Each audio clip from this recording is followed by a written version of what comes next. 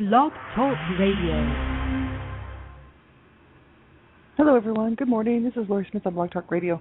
It is 6 o'clock a.m. here in the morning, Calgary, Alberta. This is One Child Abuse Survivor to Another. We're on for 30 minutes. It's a live internet streaming radio broadcast from blogtalkradio.com. Chat room is open, and I did pop the link in there to what I want to talk about here this morning. We're looking at Robert Berney's web pages, and Robert Berney is he's a codependence therapist. He's a grief counselor. He's a spiritual teacher. He's an author. He's written a book called Codependence: The Dance of Wounded Souls, and just awesome material. And I hope everybody will check his website out, www.joy2meu.com, and that's joy, J-O-Y, the number 2, meu.com. And you can go to his site index and scroll through all the different categories that he's got there. He talks a lot about codependence, of course, and boundary work and inner child healing, which is what I'm working on. That's really what sort of drew me to the website. I'm looking at it, a lot of inner child healing work, and so this is good information. And there's lots of stuff on there that we're only looking at a certain portion of it. I'm only really looking at a certain portion of it. So you can go and check all that out. He's got some great stuff there. So thanks everybody for being here. I appreciate it. The people listening live and listening to the archives and stuff. We've got like 34,100 shows listened to. Really, thank you for listening to my shows and listening to day after day of me going on and on about my story and about child abuse prevention and everything. And I do appreciate it because it's a hard topic to listen to. I deal with this stuff every day, and this is what I have to deal with in my healing journey. And so for me it's just part of my process. But for everybody else, for tuning in, I really appreciate it. And I hope the shows are helping somebody out there who may have experienced child abuse and may be on a healing journey, and just to know that you're not alone, and that there's so many of us out here that we just keep working on it, keep going, never give up, right? So I appreciate everybody tuning in, and of course have to listen at your own discretion. I'm not a counselor or therapist. I'm just a private citizen paying to do my shows here, and I just want one more voice speaking out against child abuse and standing up for child rights, as well as doing this show, One Child Abuse Survivor to Another. I just wanted to include it because I wanted to encourage other survivors to keep going. And some of the days and nights are pretty tough, and some of it's hard. It's hard work, but we have to keep going, and we have to keep looking for the better days, So I just want to be a voice of encouragement, and so you have to listen at your own discretion to all of my shows. I'm talking about abuse, and I, for people who do listen to my shows, I don't sugarcoat it. I just tell it like it is, and actually can't get as graphic as I really want to be on, because it's just trying to keep it cool, because I don't know how young people are who are listening to my shows. And so if you're under the age of 18, you have to have permission to listen to my shows.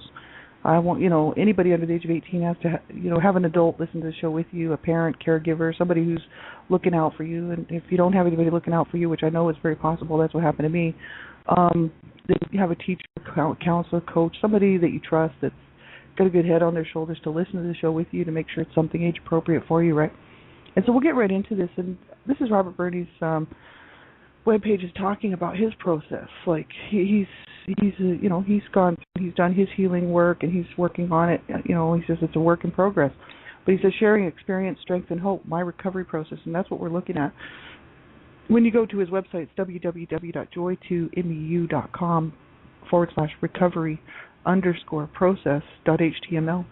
And we're quite a ways through the page here, looking at, yesterday and the day before, looking at attitudes and behaviors, taking action and whatnot, and, not living just living in the future, looking to the future, not living today, but just planning all the time for tomorrow, but never doing anything today, no action, So we were sort of looking at that yesterday, and delayed gratification is sort of part of that. So he goes on to talk about this later on, and this is down, 3/4 of the way through the page here. He says the concept of delayed gratification can, like any concept or principle, be taken out of balance also. Always focusing on the future and never being in the now is delayed gratification out of balance. And putting all of your priority on preparing for retirement, never stopping to enjoy life today is dysfunctional. That's very true. If we're just thinking about, I've got to do this and this and this so I can retire, but I'm not going to enjoy today, and I'm not going to, try to fulfill what I need to do today, to bring me joy or peace or happiness or whatever, really it is dysfunctional. It says what we are seeking is balance, and balance comes from aligning our relationship with ourselves and life with healing and recovery In recovery, we're working on becoming our own best friend, and the more times during the course of the day that I can make a choice in alignment with healing and love, in alignment with my own best interests, the more I will be able to trust myself, the more I will be loving myself.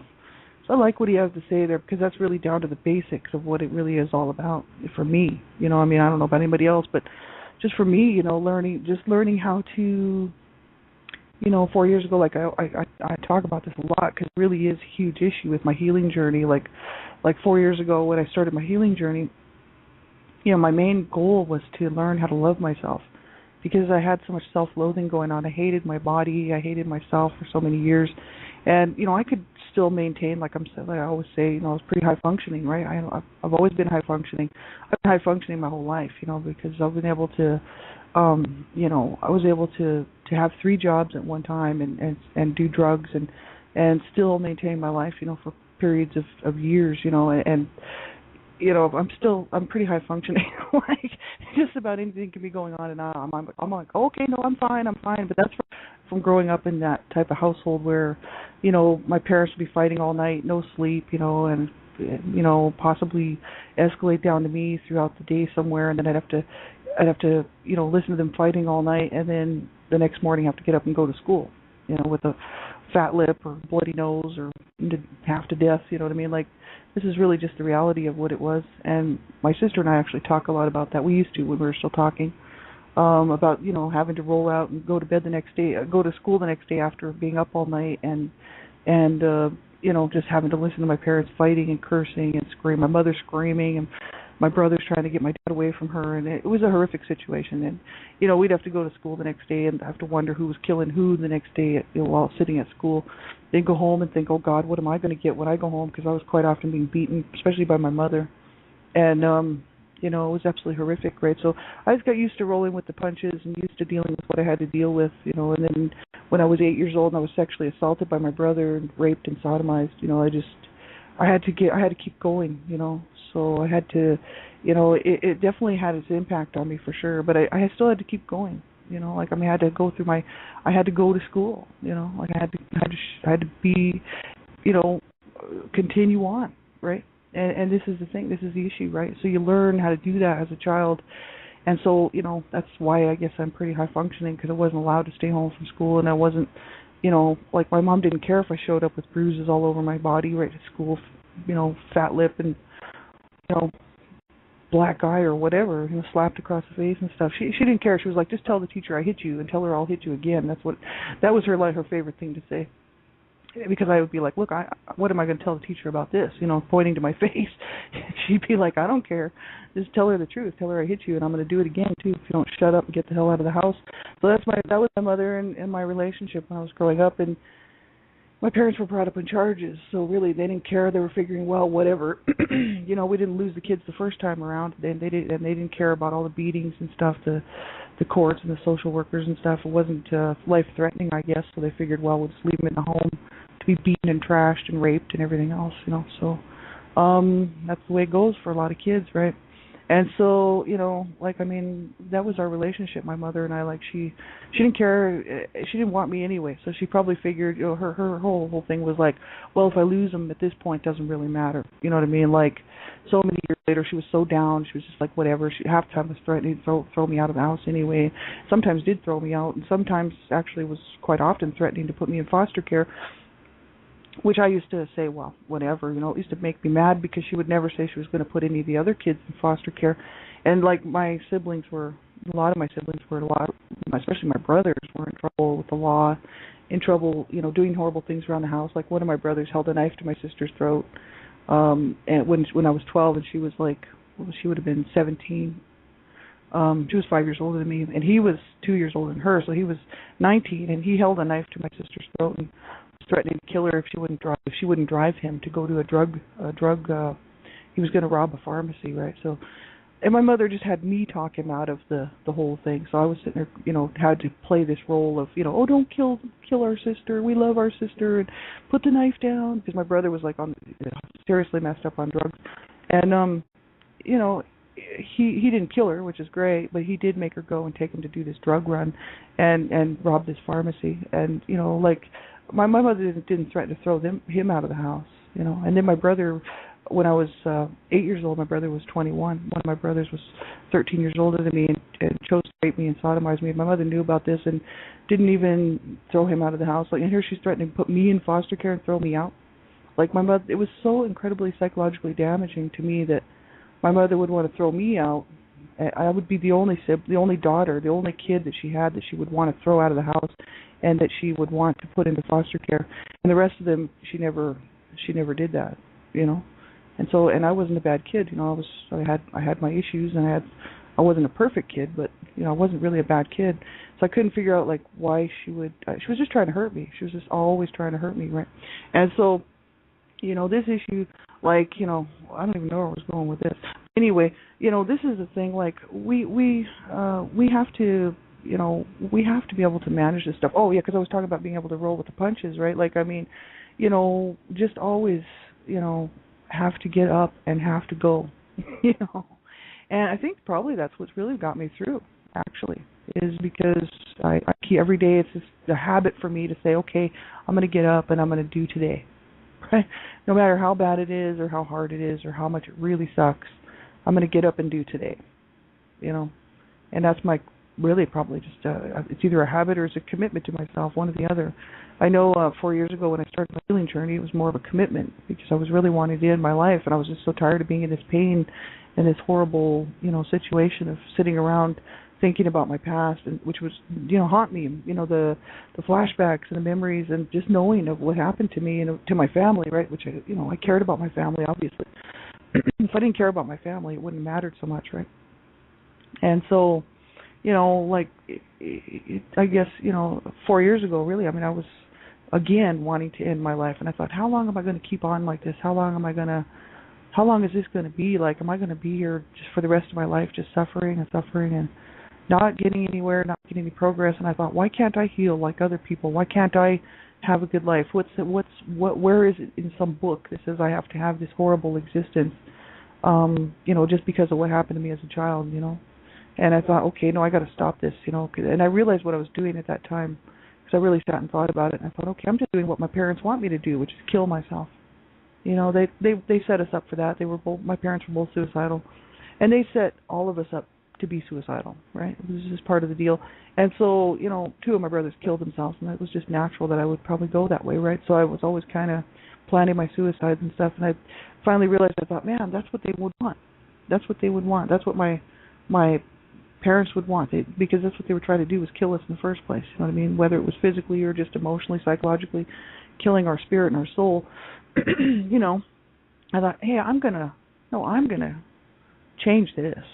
You know, like, I'm gonna come out of this. You know what I mean? Like, I'm gonna be the one that's gonna come out of this. And I started to make, you know, huge commitments to myself that this is not the way it's gonna be, and I'm gonna make it through this. As hard it is as it is, the abuse is over.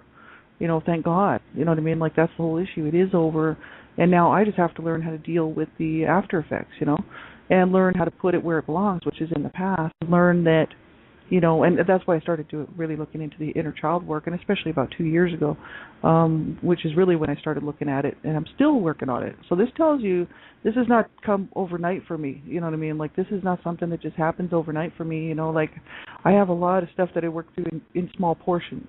So I only allow myself to see this stuff for certain periods of time during the day, because I can't spend all my day in this horrible situation of remembering my past. It's too, it's hard on a person. We all know this. Anybody who's been abused, you know, you can't, it's very incredibly hard. That's why 4 years ago I was wanting to kill myself, because I couldn't get out of my past.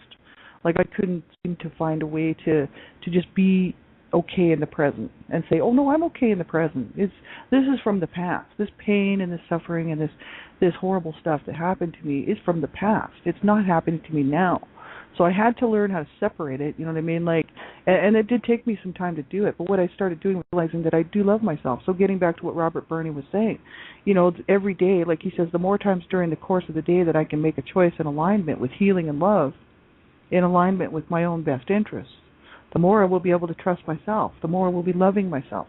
And so I love what he says there, because this is so true, right? I mean, this is what it really comes down to, is why I kind of was talking about that. Because 4 years ago, I mean, I really had to learn to love myself. I was like, man, no, I do love myself, and I have to love all of myself, which means all of those wounded parts of myself, because I hated that little girl too. I'll tell you that. I that little person inside of me that was wounded and damaged and bleeding and miserable and had hatred in her heart and was raging and screaming. I didn't want to see her either. You know what I mean? Because that to me that's just horrid. It's absolutely, it's just like the public looking in on a situation like this. Nobody wants to see an abused child like that. Nobody wants to. It's ugly. It's horrible. It's heinous. And so of course we want to shield our eyes from that. You know, and so for me to learn how to love that little person who is so needy, you know, and so wounded, it's like, you know, I really had to say, no, I do. I love myself. I love all the parts of myself. And I love that little wounded person that I was so long ago. I really do. And so I had to start learning how to help myself. So what I would do in the very beginning, because I was in such pain and agony, I would just hold myself. I would hold my own hand, because there was really nobody around that could do that for me, and I wasn't about to start asking my sweetheart, who's terminally ill, who can't even handle this whole thing because he says it makes him so angry he gets nosebleeds. Like my sweetheart, when he thinks about my situation, you know, he gets sick. Like when he read my book and stuff, it just gives him nosebleeds. That's how sick he just gets so ill, right? Because my sweetheart, he loves me, right? And so, you know, I can't put that on him. He's terminally ill. He's only got so much time left. And so, you know, I had to learn how to do this myself. And it was really a good idea for me to learn how to do this myself. Like, as much as I needed comfort from him as well, and I still do. And you know, we're working on that. But the thing is, you know, I had to be able to do this for myself. Really, nobody else was going to be able to go in there and reach into her, that little person that I was, that little wounded person, and say, you know, I love you. I'm sorry that I left you, you know, behind for so many years. And, you know, you can trust me because I am now in charge, and no one is ever going to hurt you again. Obviously, not these abusers that had hurt you. You know, mom and, you know, and brother and dad and everybody else. You know, whoever's hurt me in my lifetime. You know, these people can't. They're gone. The abuse is over. So I had to learn how to reach myself from so long ago, and try to self-soothe and self-nurture. This is what I'm still working on, and, you know, learn how to like hug myself.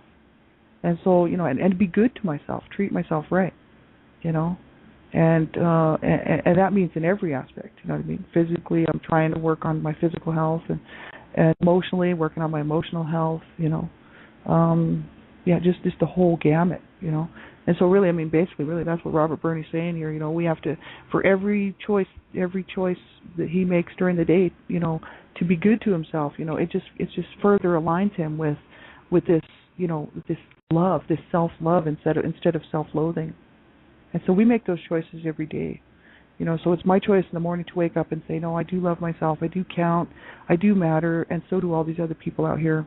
And, you know, we never deserved any of this, you know, and that starts my day off good, because I'm, you know, and I still have flashbacks, and especially because I'm writing my book right now, a book dealing with the CSA incest, and of course it's giving me a lot of flashbacks, and it's been about a month that I've been working on this book, and, you know, at least a month, about a month and maybe about a month and a half now, but I actually got a hold of quite a few of the memories, and it definitely causes me a lot of problems, you know what I mean, like a lot of body memories and a lot that, which is horrific, you know, we're talking rape and sodomy, and, you know, a lot of memories of just remembering now, you know, the aftermath, sitting in a tub by myself in a tub of bloody water. I mean, this is the kind of stuff I got to deal with, you know, and it's like, but it's only me that can do this work. I'm the one that really has to get back there in touch with that little person, and, you know, and handle it as, you know, in the best way that I can, in trying to accept what happened to me, you know, and then say,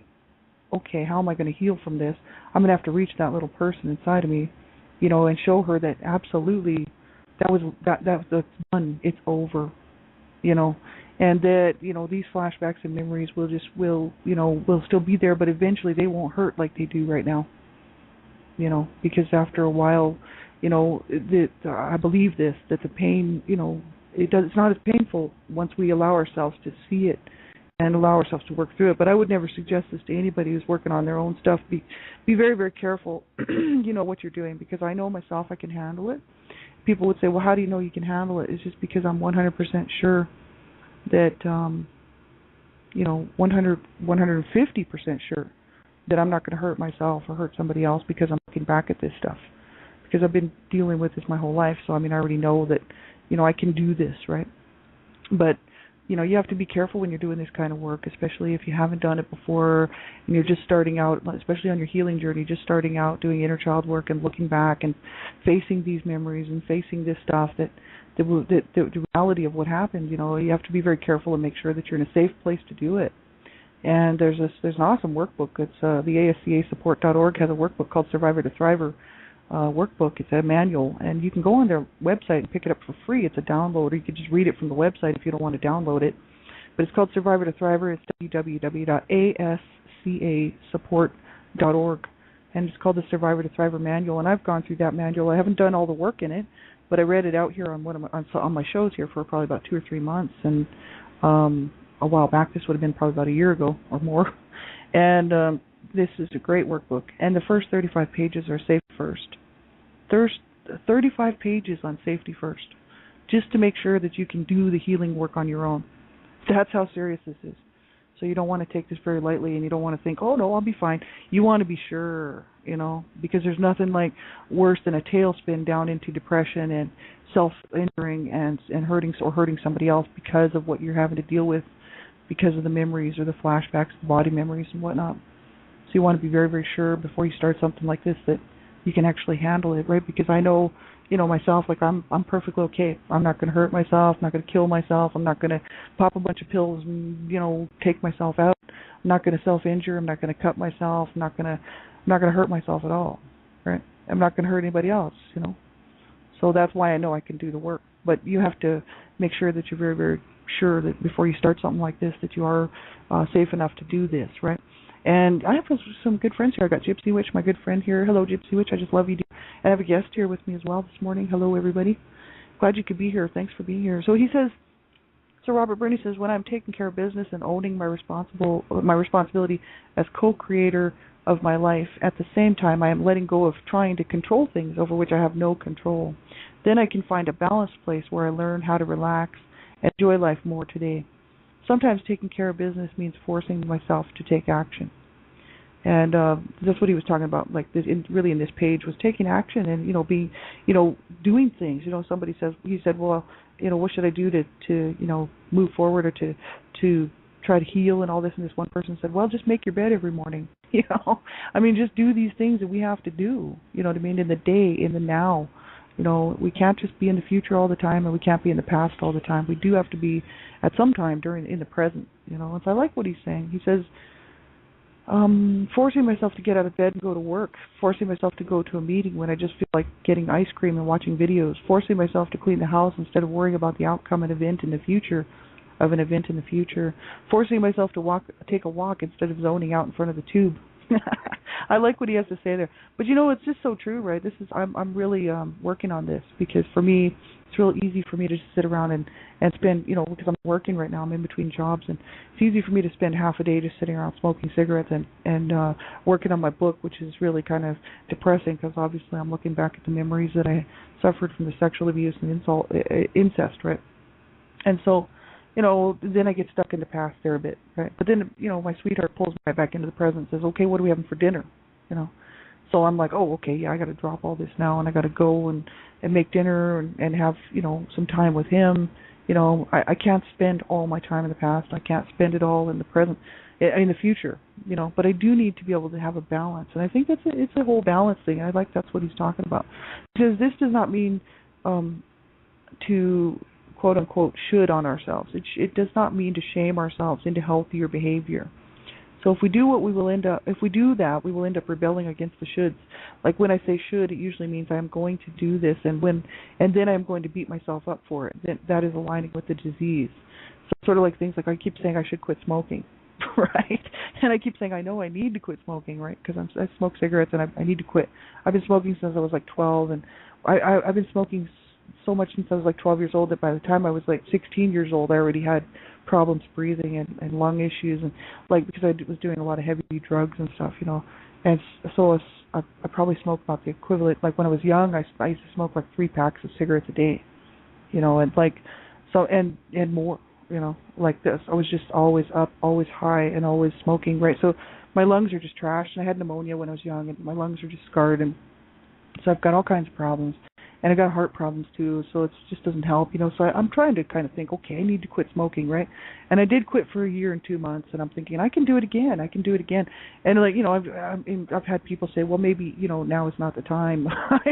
I'm dealing with CSA, incest memories and flashbacks and body memories, and maybe just now is not the time to try to quit smoking. Also, my sweetheart's terminally ill. There's a lot of stuff going on in my life that kind of caused me to pick up the cigarettes again. But I keep saying, oh, I should. But see, then what I do is I shame myself. Because I'm like, okay, all of a sudden I'm shaming myself again, going, I know better, beating myself up over it. Which keeps me wanting to smoke because that's my comforting thing, right? So it's like what I'm doing is just an endless cycle of beating myself up and smoking, beating myself up, smoking, beating myself up, smoking. So really it's probably not a good idea for me to quit right now, but I do need to cut down for sure. But this whole thing of beating ourselves up just because we should be doing something is very unhealthy. And it's not going to get us just about anywhere, you know what I mean? And I've been famous for doing this to myself for years. And I don't let anybody else do it to me, right? But I do it to myself. So this is what the bizarre thing, I won't let anybody else try to guilt me into doing stuff or try to make me feel like now as an adult, I don't tolerate any abuse whatsoever. You know what I mean? I just will not. I will not be re-victimized ever. I spent my life being abused, so I'm like, no way, you know what I mean? As an adult, it's my choice. I don't have to have abusive people around me. And so they're not welcome, right? So I just choose to keep good people in my life. But the thing is I'll do it to myself. I'll shame myself into this kind of stuff. Oh man, I should have done this. I should be doing this, and blah blah blah. And before you know it, I'm beating myself up again. Oh, I'm just an ass, or I'm just an idiot, or I'm just bad, or whatever. And this is just part of that disease, that dysfunction, that all that garbage that we keep putting on ourselves or letting other people do to us. So it says aligning with recovery means thinking and action through to its consequences. So choosing to do something because we know that we will feel better later if we do it now, or choosing not to do something because we know there will be unpleasant after effects in terms of how we feel about ourselves. Excuse me. So aligning with healing and love also means to remember and accept that we are human and we will never do life perfectly. Recovery is a process of making progress, not one of achieving perfection. So we are trying to increase the percentage of the time that we are making choices in alignment with love. It is not loving to judge ourselves for being human. So that's very true because we're not perfect. I know I'm not perfect, man. I'd be the first one to admit that. So we have to make sure that we don't shame ourselves just for being human, right? And we've been through so much, and like he says here, life can be very hard sometimes. Being in recovery in a dysfunctional culture full of wounded people can be very difficult. Working on getting sane in a world full of insanity is crazy making. I like what he has to say. Robert Burney's awesome, and I love his website. He says there will be times that we go for the instant gratification of getting a pizza and a bunch of videos. Doing that once in a while is part of coping with life in the best way we know how. So doing it often is out of balance. It's also a reality that we sometimes have to have rigid boundaries for ourselves in certain life-threatening areas. For example, it is acceptable for a recovering alcoholic to choose the ice cream, but it is not all right to drink. It is not all right for a diabetic to eat sugar, etc. Right? So this is just the issue. It's like, we have to, when it's hurting ourselves, then it's not right. So that's why we have to be very careful what we're doing. So yeah, this is a great website. I hope everybody will go check it out. There's lots of great stuff on here. We'll finish this portion up. It's almost done. We're actually really pretty much done with it. We'll finish this up and start on the next portion probably tomorrow, and looking at the Inner Child Healing Process Part 2, which is spiritual integration, and that's what I seriously need. So that's what I'll be working on tomorrow, and probably not tomorrow, but Monday and Tuesday. So because today's Friday. Thanks everybody for being here. I appreciate it. Have a great day. My big thing is don't ever give up, not ever. And, if you can't cope, you phone a crisis line. You do whatever you have to do, but you keep yourself alive and you keep yourself well, and you make sure that you allow yourself to reach out and get some help. And if you're doing self-help, just hang in there and look for those better days, and, don't ever give up, right? It's just not an option. And, if you have to, like I said, call a crisis line, because many times there's just nobody to talk to. And sometimes we just don't have anybody to talk to. So if you don't have anybody to talk to, then you phone a crisis line. You phone somebody, but you definitely make the right decision and be good to yourself, right? So thanks everybody for being here. Have a great weekend, and we'll talk to you later. I'll be back on tonight on my show here, as well as Dreamcatchers Talk Radio. So I'll be doing 2 shows here on Blog Talk Radio tonight, and then on the weekend you can see my show page. And back on Monday morning, same time, same place, for one child abuse survivor to another. So have a great weekend, everybody. Take good care of yourselves. Talk to you soon.